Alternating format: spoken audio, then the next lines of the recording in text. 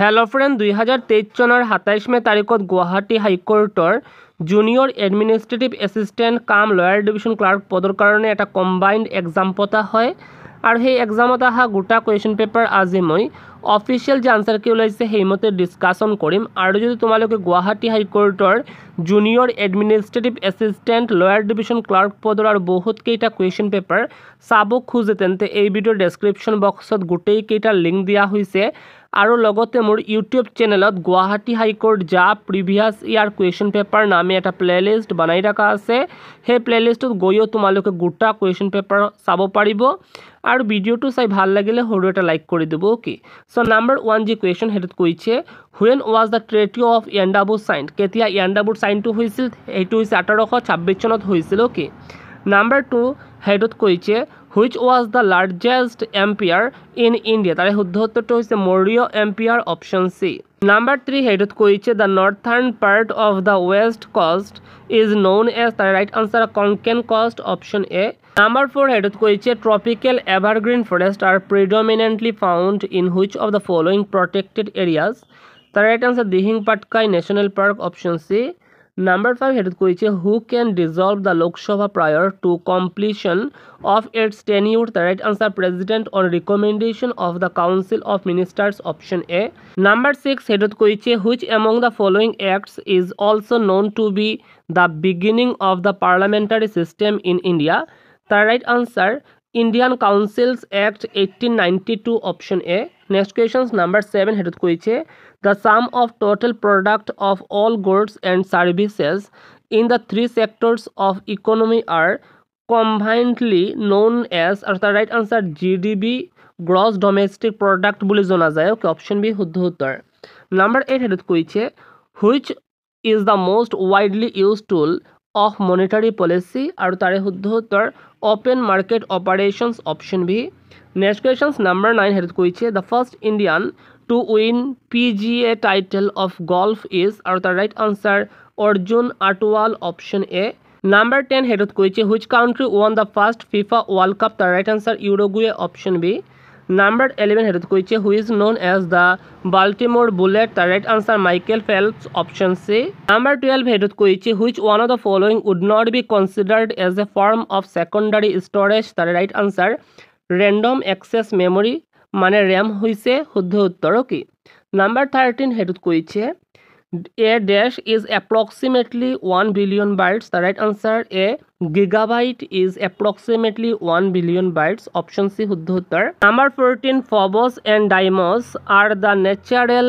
satellites of which of the following planets আৰু তাৰে right answer to hall Mars option A তাৰ পাছত number 15 হেডত কৈছে Bubo bubo is scientific name of which of the following species or the right answer owl option C tar pasor questions number 16 is koiche world's first cloned buffalo was born in which country the right answer India option A number 17 is koiche lotia is regional music of or the right answer Rajasthan option A number 18 is koiche which of the following is the popular dance of Lakshadweep Island aru the right answer Kolkali option C number 19 headed koiche Chero is famous for dance of the right answer Mizoram option A number 22 hetu current affairs question ahisil etu etia aru important no hoy okay number 21 hetu ako current affairs question ahisil aru etu ako etia important no hoy aru number 23 tu ako important no hoy etia aru okay hetu শুদ্ধ উত্তৰ C hoy okay number 23 headed koiche where was the joint military exercise Kavach recently organized আৰু তাৰ right answer to hall Andaman and Nicobar option C number 24 হেডত কৈছে which state recently became the first to introduce digital health card for children আৰু তাৰ right answer to hall Uttar Pradesh option B তাৰ পাছত number 25 হেডত কৈছে on which date is national technology day celebrated আৰু তাৰে right answer to হৈছে আপোনাৰ 11 May option A তাৰ পাছত আপোনাৰ choose the appropriate phrasage idioms okay jene number 26 ত কৈছে I cannot dash with bad manners এইখন ঠাইত কি আহিব কি হেই খালি ঠাইত সেইখন ঠাইত আহিব আপোনাৰ পুট আপ, কাৰণ পুট আপ উইথ মানে হৈছে আপোনাৰ এটা ফ্ৰেচেল ভাৰ্ব আৰু পুট আপ উইথ মানে হৈছে আপোনাৰ সহ্য কৰা। অ'কে, সেইকাৰণে পুট আপ আহিব। যেতিয়া পুট আপৰ লগত উইথ মিলি যায় সেইটো হৈ যাব টলাৰেট বা সহ্য কৰা। অ'কে, আৰু তাৰ পাছত নাম্বাৰ 27 সেইটোত কৈছে he knows dash of the plane, আৰু এইখনটাত কি আহিব? এইখনটাত আহিব আপোনাৰ দ্য ইনছ এণ্ড আউটছ, আৰু দ্য ইনছ এণ্ড আউটছ মানে হৈছে আপোনাৰ ফুল ডিটেইলছ। অ'কে, তাৰ পাছত আপোনাৰ নাম্বাৰ 28 সেইটোত কৈছে আপোনাৰ he dash to my proposal for help, আৰু তাৰে শুদ্ধ উত্তৰ হৈ যাব gave a cold shoulder, option A. আৰু গেভ এ কোল্ড শোল্ডাৰ মানে হৈছে ৰিজেক্ট ছাম ওৱান। অ'কে, তাৰ পাছত নাম্বাৰ 29 সেইটোত কৈছে এ ক্ল'জ ছেভ, এই যে আপোনাৰ ফ্ৰেছেজ আৰু ইডিয়মছ দিয়া হৈছে তাৰে মিনিংটো কি? সেইটোৰ মিনিংটো হৈছে নেৰ' এস্কেপড। অ'কে, নাম্বাৰ 30 সেইটোত কৈছে হোৱাইট এলিফেণ্ট, আৰু হোৱাইট এলিফেণ্ট মানে এইটো কি বুজায়? এইটো হৈছে আপোনাৰ good for nothing, option C. Number 31 আৰু 32 নম্বৰ যে কুৱেশ্যনছ সেইটোত কৈছে 4টা বানান দিয়া হৈছে, তাৰ ভিতৰত এটা বানান শুদ্ধ, সেই শুদ্ধ বানানটো মোৰ বাছি ওলাব লাগে। আৰু 31 শুদ্ধ উত্তৰ এডুলেশ্যন, অপশ্যন এ। আৰু নাম্বাৰ 32 তাৰ শুদ্ধ উত্তৰ এডাল্টাৰেট, অপশ্যন এ। নাম্বাৰ 33 পৰা 37 লৈকে যি কুৱেশ্যন সেইটো ছাবষ্টিটিউটেড আহিছিল, অৰ্থাৎ যে বাক্যটো দিয়া আছে সেই বাক্যটো মোৰ এটা শব্দত প্ৰকাশ কৰাৰ কথা কৈছে। অ'কে, নাম্বাৰ 33 সেইটোত কৈছে a person who renounces the world and practises self discipline in order to attain salvation, আৰু তাৰ right answer ascetic, option B. তাৰ পাছত নাম্বাৰ 34 সেইটোত কৈছে commencement of words with the same letter, আৰু তাৰে শুদ্ধ উত্তৰ আলিটেৰেশ্যন, অপশ্যন বি। তাৰ পাছৰ কুৱেশ্যনছ নাম্বাৰ 35 সেইটোত কৈছে a person who loves everybody, তাৰে right answer altruistic, option C. Number 36 one who is able to use the right and left hands equally well, তাৰে right answer ambidextrous, option B.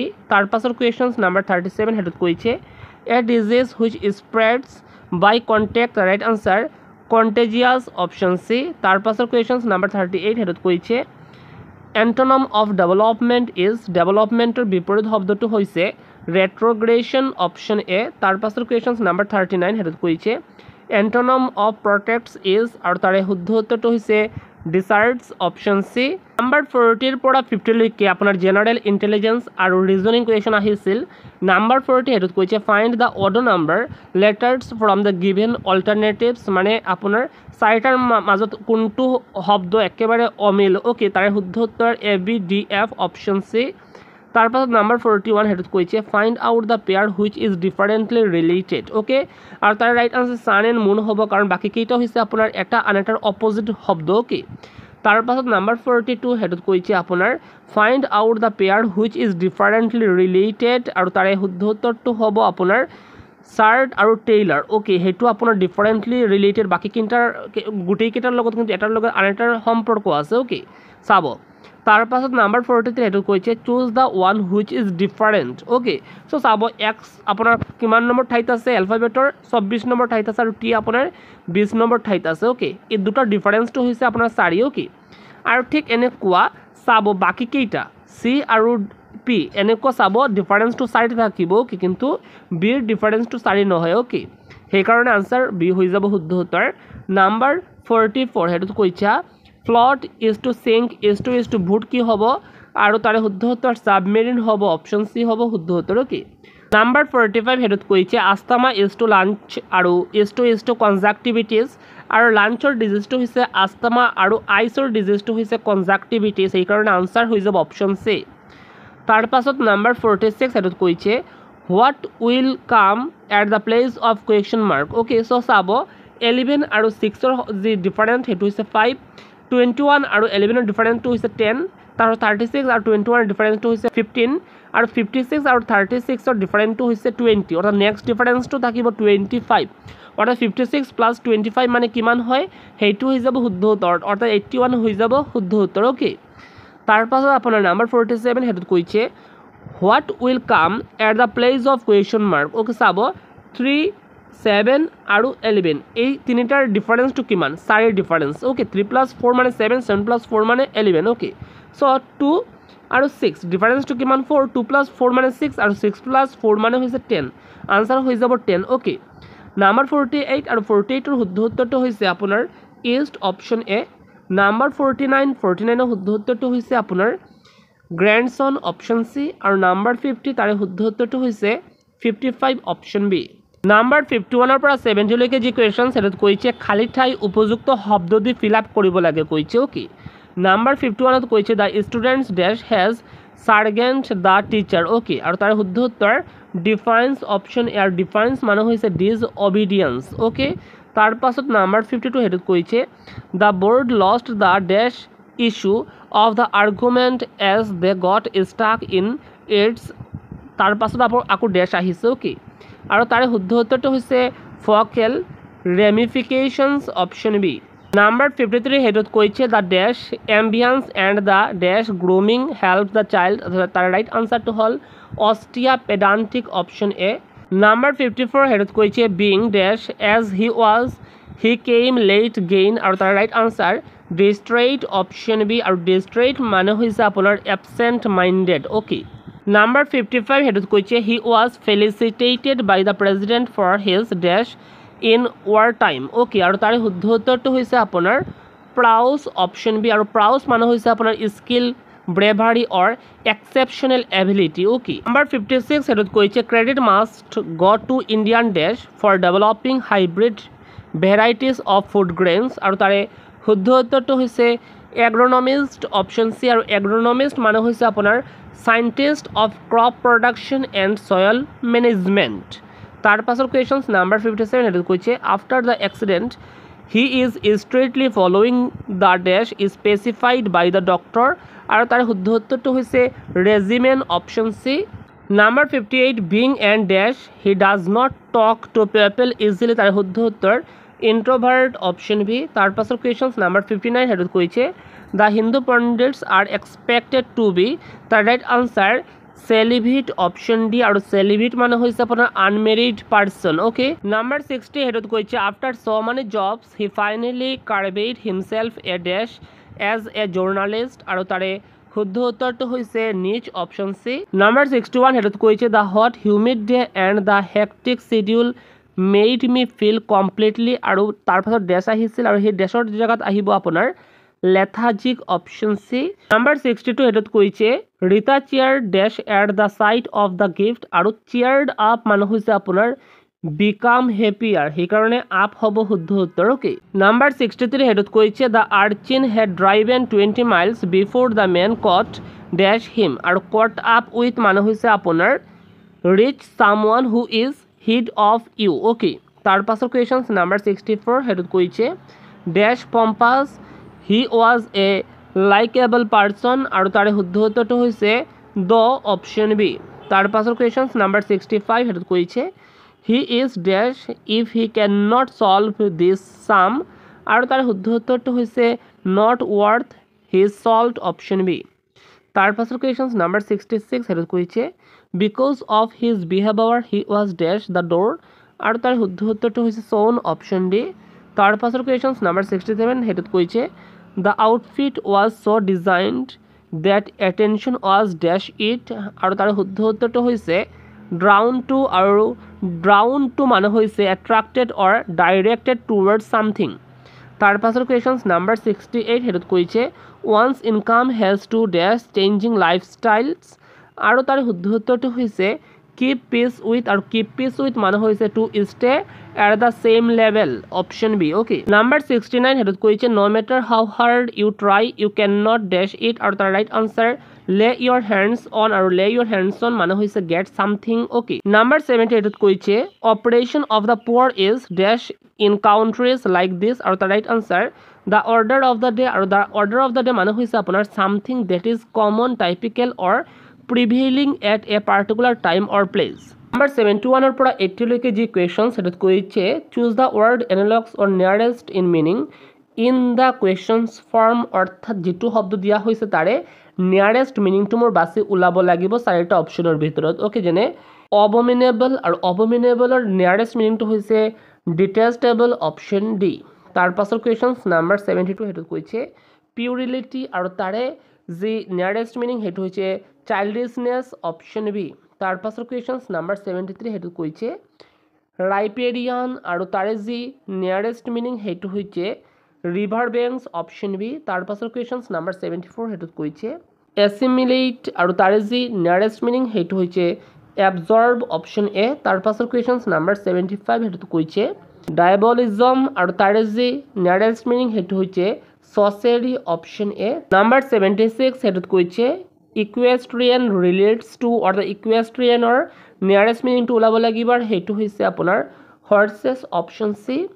Number 77 সেইটোত কৈছে অবচিকুৱেঞ্চ আৰু তাৰে যি nearest meaning সেইটো হৈছে সাৰ্ভাইল option A. তাৰ পাছৰ কুৱেশ্যনছ নাম্বাৰ 78 সেইটোত কৈছে ডিফিডেন্স আৰু তাৰে নিয়াৰেষ্ট মিনিংটো হৈছে হিউমিলিটি অপশ্যন বি। তাৰ পাছৰ কুৱেশ্যনছ নাম্বাৰ 79 সেইটোত কৈছে কভেনেণ্ট আৰু তাৰে যি নিয়াৰেষ্ট মিনিং সেইটো হৈছে এগ্ৰিমেণ্ট অপশ্যন চি। তাৰ পাছৰ কুৱেশ্যনছ নাম্বাৰ 80 সেইটোত কৈছে ডু ফেক্ট আৰু তাৰে যি নিয়াৰেষ্ট মিনিং সেইটো হৈছে একচুৱেল অপশ্যন বি। নাম্বাৰ 86 পৰা 90 লৈকে যি কুৱেশ্যন সেইটোত আকৌ এনেকুৱা কৈছে choose the word which is most nearly the same in meaning to the bold words in the question forms. অৰ্থাৎ কি কৈছে আকৌ নিয়াৰেষ্ট মিনিং ওলাব লাগে যিটো বোল্ড ৱৰ্ড দিয়া হৈছে অ'কে যেনে পেছে তাৰে নিয়াৰেষ্ট মিনিংটো কি সেইটো হৈছে অল্ড ফেশ্বনড অপশ্যন বি অ'কে। তাৰ পাছৰ কুৱেশ্যনছ নাম্বাৰ 82 সেইটোত কৈছে অমেচিয়েটেড আৰু তাৰে নিয়াৰেষ্ট মিনিংটো হৈছে ভেৰি থিন অপশ্যন চি। তাৰ পাছৰ কুৱেশ্যনছ নাম্বাৰ 83 সেইটোত কৈছে শ্ৰুড আৰু তাৰে নিয়াৰেষ্ট মিনিংটো হৈছে আৰ্টফুল অপশ্যন ডি।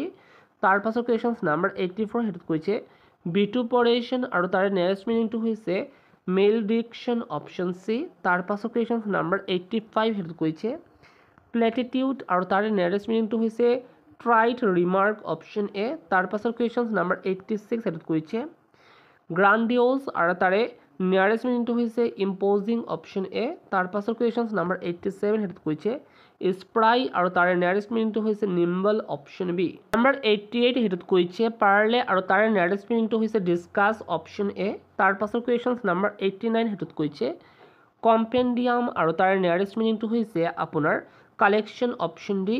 আৰু নাম্বাৰ 90 সেইটোত কৈছে আপোনাৰ এপজিট আৰু তাৰে নিয়াৰেষ্ট মিনিংটো হৈছে ৰেলিভেণ্ট অপশ্যন চি। নাম্বাৰ 91 পৰা 100 লৈকে যি কুৱেশ্যন সেইটোত কৈছে choose the word that is most nearly opposite in meaning to the given bold words in the questions form. অৰ্থাৎ যি বোল্ড ৱৰ্ডছ দিয়া হৈছে তাৰে অপজিট মিনিং মোৰ ওলাব লাগে অৰ্থাৎ বিপৰীত শব্দ ওলাব লাগিব অ'কে। যেনে মিউটেবিলিটি সেইটোৰ অপজিট মিনিংটো হৈছে টেনাচিটি অপশ্যন চি।